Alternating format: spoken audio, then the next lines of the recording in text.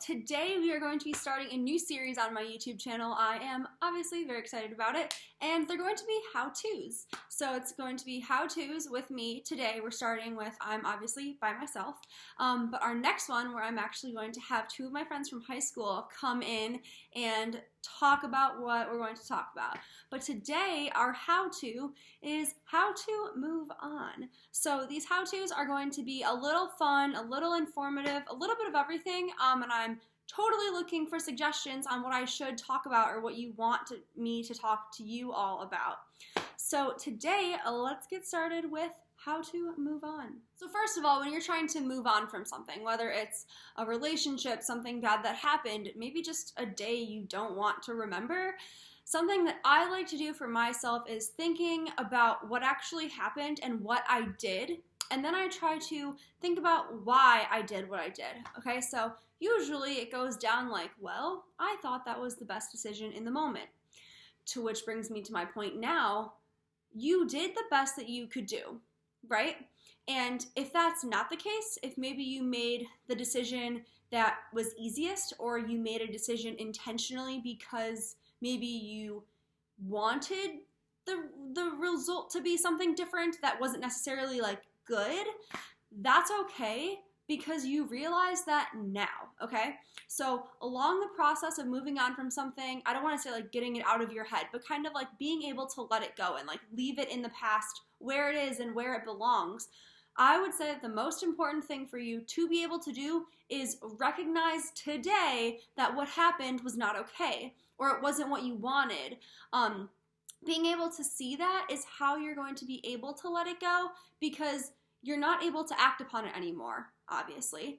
But in my headspace today, realizing that what I did that one day that I want to forget about, realizing what I did and why I did it helps me see that, like, when it comes to like guilt and whatnot, I wasn't trying to be a bad person. I was trying to do the best that I could do in that situation, or whatever. That was a personal example. Realize that you made that decision for a certain reason. So when I'm thinking about a day that I want to forget, or like something specifically that happens, like, why am I sitting here mad at myself? Like, I'm mad at myself because I made the decision that I thought was the best decision.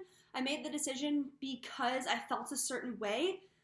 You can't be mad at yourself for that. Like, I don't want to say that doesn't make sense because I've done it, but you have to realize, and you have to think about, and I know we don't like to do that a lot of times because it kind of is like, it can be an emotional spiral, but we have to think about why we did what we did. And if today we're able to recognize that, like, maybe that wasn't the best thing to do, and I am apologetic for it, and I do see how that was wrong, that's awesome, because now you're actually able to see that you are sorry for what happened, or you're unhappy with what happened. If you weren't unhappy, if you didn't feel bad, if you wished, like, if something bad happened and you were just like totally okay with it, then I would try to think about why you feel that way. But I mean, at the end of the day, we're trying to understand why we feel about these emotions, why we feel these emotions that we do.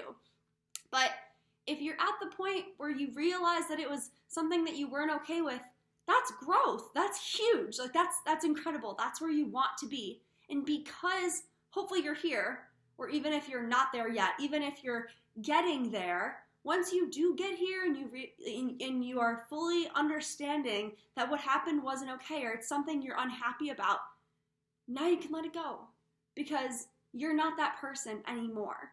You see how you would have done things differently.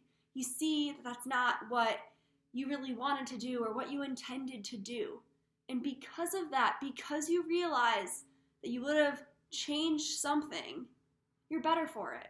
And for that, I'd argue that you can let it go and move on, knowing that now you know better.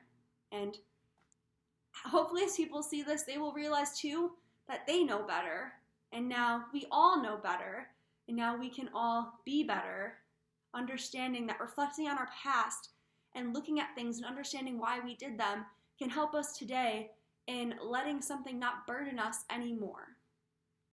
For my first how-to, I wanted to keep it short and simple, and I know that it maybe would have been a little bit better if I did something like a little bit more like fun, but I wanted to do it about something that I'm very passionate about, and learning to let go of things that are over with and I cannot change are something that I really care a lot about, because I think it's really important for our growth that we don't let things weigh us down.